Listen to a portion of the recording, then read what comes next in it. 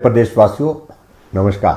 पिछले कई दिनों से आप सबसे हमारा संवाद नहीं हो पाया और स्वाभाविक रूप से आप सब लोग भी इच्छुक होंगे कि हिमाचल प्रदेश में कोरोना वायरस की वर्तमान में क्या परिस्थिति है, और उसके साथ साथ में आप लोग ये भी जानने के लिए इच्छुक होंगे कि हिमाचल प्रदेश में सरकार कोरोना वायरस से संबंधित आने वाले समय में और वर्तमान में क्या क्या कदम उठा रही है। अभी तक हिमाचल प्रदेश में कोरोना वायरस के कुल 54 मामले 54 पॉजिटिव आए हैं, और उसमें से हिमाचल में जिनका उपचार अब चल रहा है उनकी संख्या 13 है जो हॉस्पिटल में है। जैसे मैं पहले भी आप सबके साथ बातचीत कर चुका हूं कि इस बीच में बहुत बड़ी संख्या में हिमाचल प्रदेश में दूसरे प्रदेशों में फंसे हुए हिमाचल के निवासी हिमाचल वापिस आना चाहते थे, और उन लोगों की हिमाचल प्रदेश में आने के लिए हमने सरकार की ओर से इजाजत भी दी, व्यवस्था भी की। स्वाभाविक रूप से हमको इस बात की आशंका भी थी कि बाहर के प्रदेशों में जहां हिमाचल के लोग इस संकट के दौर में फंसे हुए हैं वो हिमाचल प्रदेश में आएंगे। संभावना इस बात की हो सकती है कि हिमाचल में कोरोना वायरस के मामले बढ़ सकते हैं, और उसके अनुरूप हमने हिमाचल प्रदेश में इस बात को अनुभव किया कि मामले में थोड़ी बढ़ोतरी भी हुई है। अभी जो 1 तारीख के बाद हिमाचल प्रदेश में अधिकांश मामले जो आए हैं उनमें से वही लोग ज्यादा संक्रमित पाए गए जो लोग हाल ही में हिमाचल प्रदेश में दूसरे प्रदेशों से आए हैं।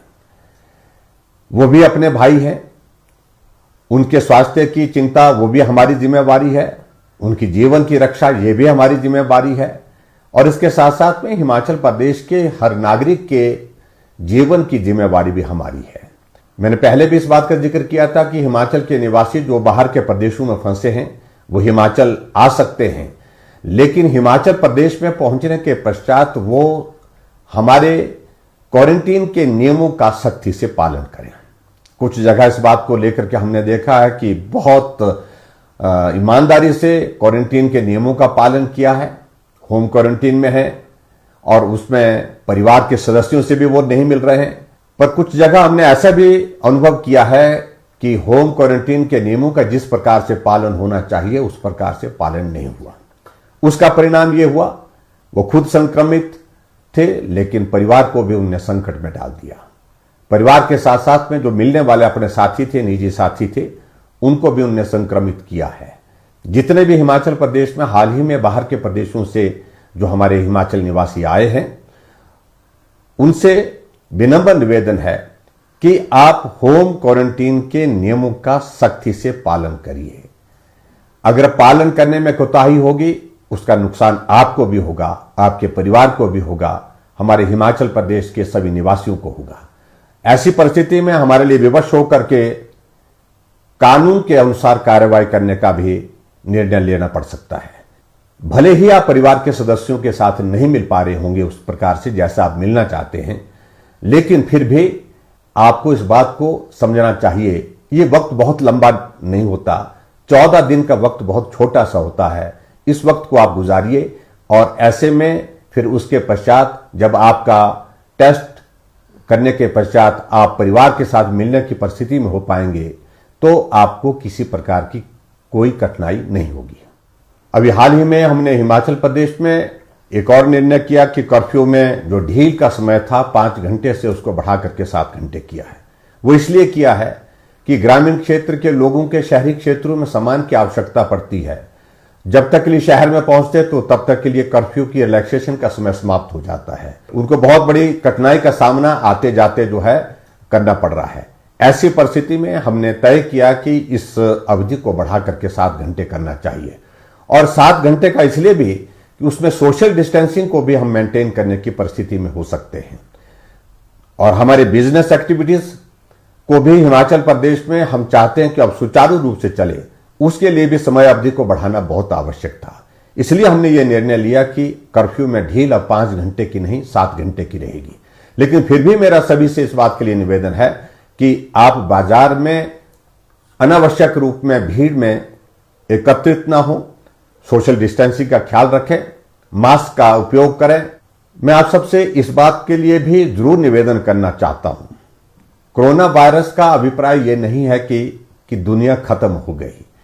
किसी भी व्यक्ति को यह संक्रमण हो सकता है और संक्रमण के बाद हमने हिमाचल प्रदेश में इस बात को अनुभव किया, पूरे देश में भी और पूरे दुनिया में भी इस बात को अनुभव किया कि कोरोना किसी व्यक्ति को अगर हो भी जाता है उसके बाद भी वो स्वस्थ जीवन व्यतीत कर सकता है।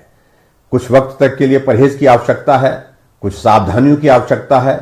आप पानी पिएं, गर्म पानी का सेवन ज्यादा करें। आप काढ़ा, जिसको हम अपनी भाषा में बोलते हैं, गांव की भाषा में, जिसका हमेशा हम पुराने समय से इस्तेमाल करते रहे, उसका इस्तेमाल करें। और ऐसी परिस्थिति में डॉक्टर की सलाह के अनुसार जो भी जिस प्रकार से वो आपको हिदायत देते हैं, जिस प्रकार से वो आपको गाइड करते हैं, उन सभी बातों का आप अनुसरण करें। आने वाले समय में हम इस बात को अनुभव कर रहे हैं कि कोरोना शायद अभी लंबा चले।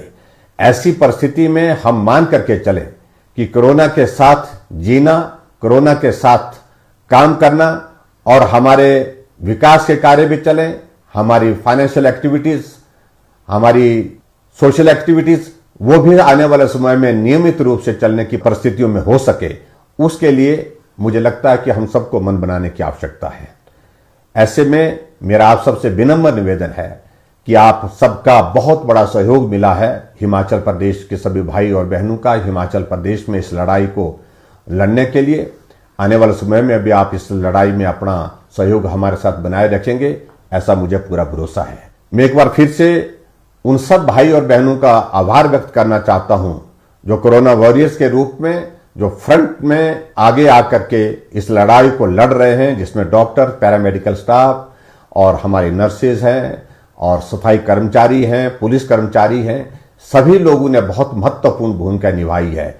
मैं हिमाचल प्रदेश पथ परिवहन निगम के भी उन कर्मचारियों का, ड्राइवर कंडक्टर का विशेष तौर से उनका भी आभार व्यक्त करता हूं जो हमारे हिमाचल के निवासियों को, जो संकट में फंसे थे दूसरे स्थानों में, दूसरे प्रदेशों में, उनको हिमाचल लाने में जिन्होंने अपनी भूमिका निभाई। भले ही हिमाचल प्रदेश में पिछले कुछ दिनों में कुछ मामले हमारे कोरोना वायरस के बढ़े हैं, लेकिन फिर भी मैं आप सबसे इस बात के लिए निवेदन करना चाहूंगा कि कोई चिंता का विषय नहीं और बाकी राज्यों की तुलना में अभी भी हिमाचल बहुत बेहतर परिस्थिति में है। लेकिन फिर भी हमको सावधानियां बरतने की आवश्यकता है, एहतियात बरतने की आवश्यकता है। उन सारी बातों का मैं जिक्र बार बार नहीं करना चाहता हूं, जो सारी बातें आपके साथ हमने साझा की है, जो बातें हमने आपके साथ बताई हैं। आप उन नियमों का पालन करते हुए आगे इसमें सहयोगी साथी बनकर के चलते रहेंगे, यही मैं आपसे निवेदन करना चाहता हूं। आप सबका बहुत बहुत धन्यवाद। नमस्कार। जय हिंद, जय हिमाचल।